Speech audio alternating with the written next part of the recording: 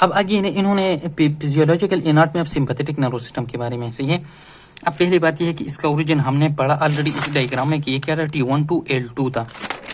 अब आगे क्या होता है, जब स्पाइनल कॉर्ड से निकले फिर क्या होता है, कुछ फाइबर्स को हम प्री गैंग्लियनिक फाइबर्स कहेंगे, कुछ को हम पोस्ट गैंग्लियनिक फाइबर्स कहेंगे। ये फाइबर्स हम किस बेस पर कहेंगे, गैंग्लियंस पर। जो फाइबर्स गैंग्लियन से पहले आएंगे उनको हम प्री गैंग्लियनिक फाइबर्स कहेंगे। जो फाइबर्स गैंग्लियन में साइनेप्स करके उससे बाद में निकलती है उसको हम बोलेंगे पोस्ट गैंग्लियनिक फाइबर्स। लेकिन ये गैंग्लियन है किस तरह, अब बात सुने। हमारी जो सेंट्रल नर्वस सिस्टम की स्पाइनल कॉर्ड है ना, इसकी दोनों साइड्स पर एक ट्रंक होती है, उसको बोलते हैं सिंपैथेटिक ट्रंक। उसमें बहुत सारे इस तरह के गैंग्लियंस होते हैं, वो एक दूसरे के साथ इंटरकनेक्टेड होते हैं, उसको बोलते हैं सिंपैथेटिक ट्रंक। और उस गैंग्लियन को बोलते हैं पैरावर्टिब्रल गैंग्लियंस। एक ये गैंग्लियन हो गया। अब कुछ गैंग्लियंस क्या होते हैं, वो इस स्पाइनल कॉर्ड के साथ नहीं होते, बाहर जाकर कहीं पर होता है, जो हमारे ऑर्गन्स होते हैं उनकी नजदीक होते हैं ऑलमोस्ट, सही है। उसको हम क्या कहते हैं, प्रीवर्टिब्रल गैंग्लियन। जिसकी मिसाल है हाइपोगैस्ट्रिक गैंग्लियन, सीली ganglion, superior mesenteric ganglion and inferior mesenteric ganglion. कुछ गैंग्लियन इसके अलावा जाकर किसी विसरल ऑर्गन के अंदर उसकी वॉल में पड़े रहते हैं या उसकी नजदीक ही उसकी सरफेस पर पड़े रहते हैं, और उसके बाद फाइबर्स निकलकर अंदर जाते हैं, जिसको हम कहेंगे पोस्ट गैंग्लियनिक फाइबर्स। तो तीन तरह के हमने क्या पढ़े, गैंग्लियंस पढ़े। अब ये हम सिर्फ सिंपैथेटिक नर्वस सिस्टम के लिए पढ़ते हैं, तो आप लोगों ने सिंपैथेटिक पर अब फोकस करना होगा। अब ये जो सिंपैथेटिक नर्वस सिस्टम किसी ऑर्गन, टिश्यू या सेल्स को स्टिमुलेट करता है, उसकी स्टिमुलेशन कहाँ से निकलेंगी, या तो इस गैंग्लियन से पहले जो प्री गैंग्लियनिक फाइबर्स की सेल बॉडी होती थी वहां पर होगी। उसकी सेल बॉडी कहाँ पर होते हैं, हमारे इंटरमीडियो-लेटरल हॉर्न में। ये इंटीरियर हॉर्न है, ये पोस्टीरियर हॉर्न है, और इनके दरमियान ये जो होते हैं इसको सिंपली लेटरल हॉर्न भी कहते हैं या इंटरमीडियो-लेटरल हॉर्न भी कहते हैं। इसमें सेल बॉडी होती है और इस सेल बॉडी से प्री गैंग्लियनिक फाइबर्स निकलकर इंटीरियर हॉर्न में थ्रू द इंटीरियर नर्व्स जाती है बाहर की तरफ, यहाँ से स्टिमुलेट होगी।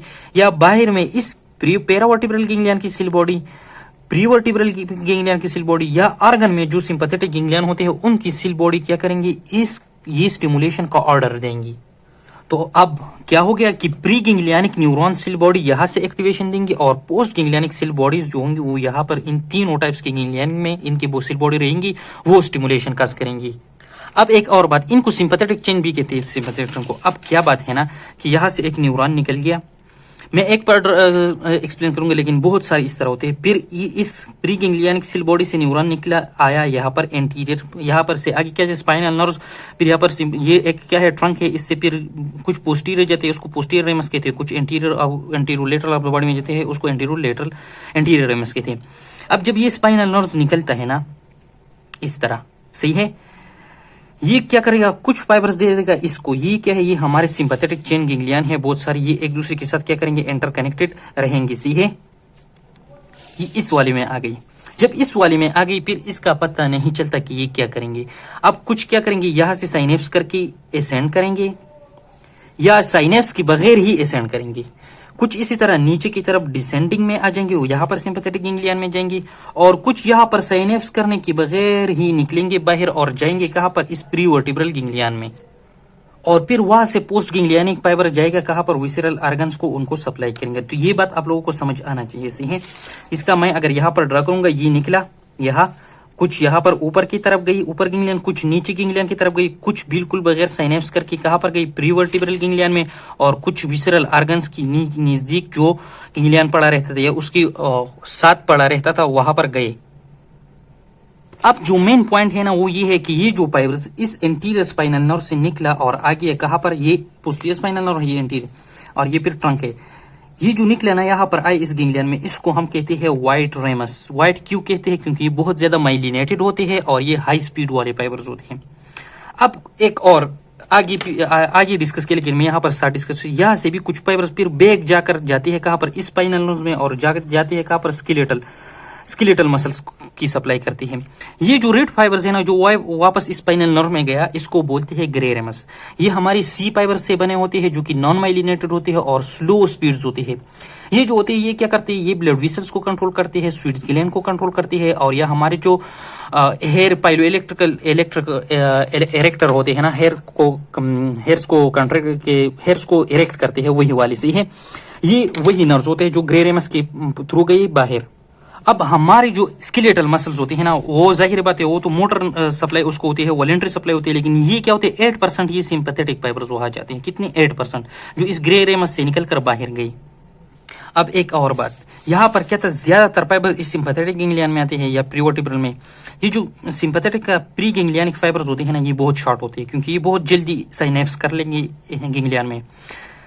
लेकिन फिर क्या जाहिर बात है कि डिस्टेंस आर्गन की सप्लाई तक ज्यादा रहेगा, तो पोस्ट गैंग्लियनिक फाइबर जो सिंपैथेटिक डिवीजन के होंगे ना, वो बहुत लॉन्ग होंगे as compare to pre ganglionic fibre. फिर पैरासिम्पैथेटिक में हम पढ़ेंगे, वहां पर ये क्या होगा, अपोजिट होगा। अब आ जाता है क्या, सिगमेंटल डिस्ट्रीब्यूशन। अब इसको जल्दी जल्दी पढ़ेंगे। इसमें क्या है कि कहा कि सिगमेंट ने कहा कि किस जगह को सप्लाई किया होते हैं। पहले बात यह कि इसकी जो एम्ब्रियोलॉजिकल डिस्ट्रीब्यूशन है, एम्ब्रियोलॉजिकल डिस्ट्रीब्यूशन का मतलब ये है कि जब एम्ब्रियो डेवलप हो रहा था तो डिफरेंट आर्गन का लोकेशन डिफरेंट था, बाद में वो डिफरेंट जगह में गई। सही, जिस तरह की हार्ट होता है वो निक की रीजन में डेवलप हुआ था, फिर थोरैक्स में आ गया। एब्डामेन जो था वो बहुत लोअर हाइंड गट के साथ डेवलप होता था, फिर बाद में ये आगे जाकर मिड गट की तरफ गया है। तो इसी तरह डिफरेंट, लेकिन एम्ब्रियोलॉजिकल में जिस लोकेशन पर था वहां की तरफ में हो, वहां पर इनकी इनर्वेशन हुई है। किस तरह होता है कि जब एक आर्गन डेवलप होता है ना, उसकी एसोसिएशन में वहां पर नर्व फाइबर्स आते हैं और उसको सप्लाई कर देते हैं उसी टाइम, फिर बाद में ये लोकेशन डिफरेंट हो जाता है। ऐसी है। अब बात यह है ना कि अगर हम T1 की सेगमेंट को देखें ना, T1 जिससे जो फाइबर्स निकलते हैं वो जाएंगे कहाँ पर, उसकी सिंपैथेटिक फाइबर्स वो हेड रीजन में जाएंगे। सही है।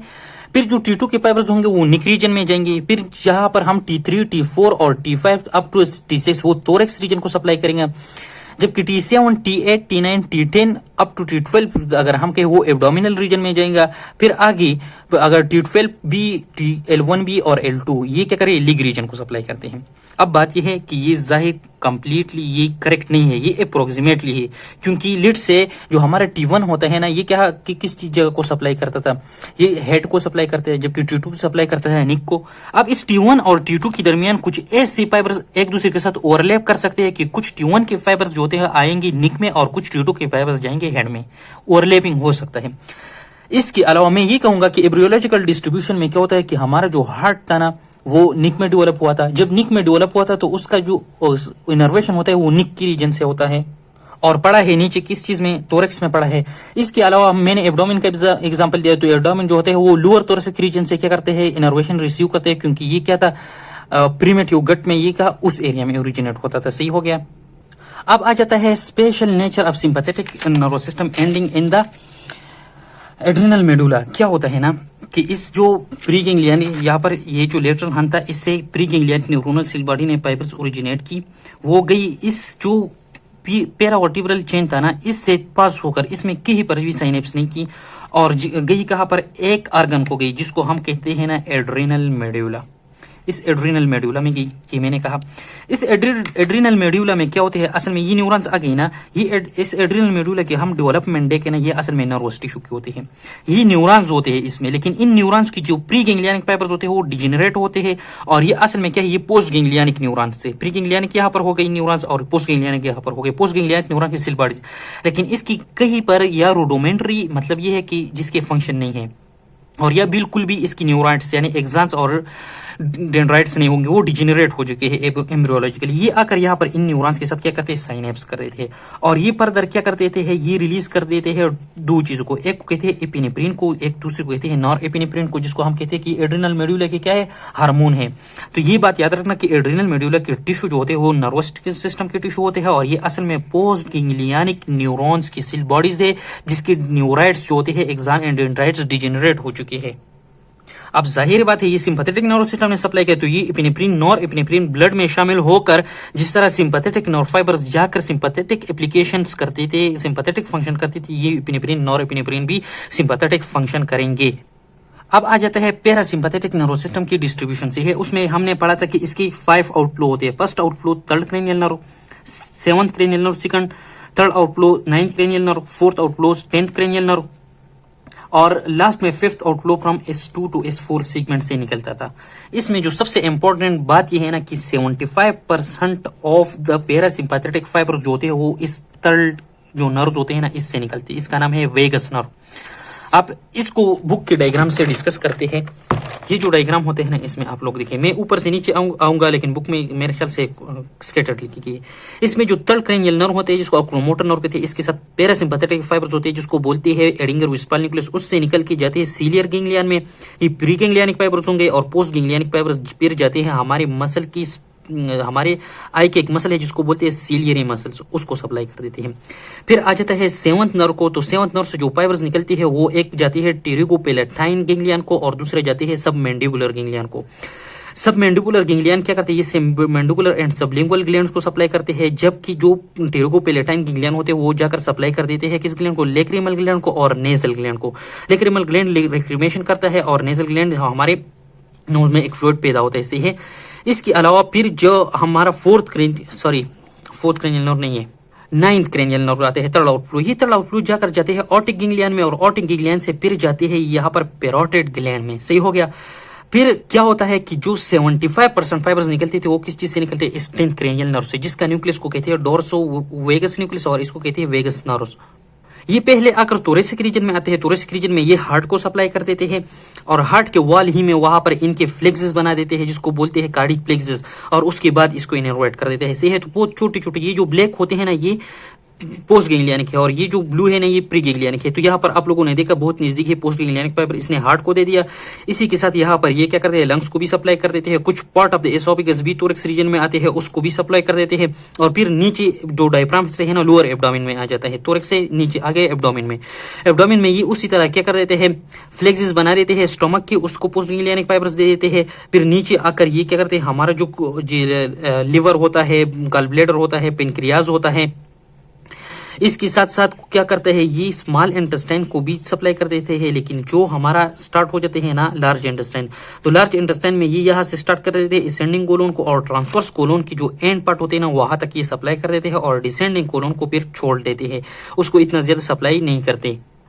फिर वही रीजन इसके बाद कौन सप्लाई करते हैं, जो सेक्रल रीजन में था, जो S2 S3 से निकलता है, और इसमें S4 भी कभी कभार शामिल होता है, मोस्टली शामिल होता है। ये क्या कर देते हैं, ये इसके बाद जितना भी रीजन है उसको डिसेंडिंग कोलोन को, सिग्माइड कोलोन को, फिर यहाँ पर एनल का रीजन आता है, रेक्टम वगैरह आता है। इसके अलावा जाती है हमारी गॉल ब्लैडर के मसल्स को भी जाती है, जिनेटालिया जो होते हैं फीमेल में यूटेरस, ओरिस वगैरह, विजाइना आता है, और मेल में जो होते हैं इसका अपना जो ऑर्गन होता है वहीं पर इस ये क्या करते हैं, सप्लाई कर देते हैं। लेकिन यहाँ पर डिफरेंस प्री और पोस्ट गैंग्लियनिक में क्या था कि सिंपैथेटिक में क्या होता था कि पहले अगर सिंपैथेटिक चेन में या प्री वर्टिब्रल गैंग्लियन में साइनेप्स कर देता है, जो कि प्री गैंग्लियनिक फाइबर्स बहुत शॉर्ट होते थे, और उससे निकलकर पोस्ट गैंग्लियनिक फाइबर्स अर्गन तक जाते थे, वो पोस्ट गैंग्लियनिक फाइबर्स बहुत लॉन्ग होते थे। यहाँ पर क्या होते हैं कि अपोजिट है, प्री गैंग्लियनिक फाइबर्स बहुत ज्यादा लॉन्ग होते हैं, जबकि पोस्ट गैंग्लियनिक जो गैंग्लियन होते हैं यहाँ पर क्रेनियल नर्व्स की फिर भी थोड़ा आगे होता है, लेकिन नीचे बिल्कुल ये वॉल्स ऑफ द अर्गन ही में क्या करते हैं, प्लेक्सेस बना लेते हैं।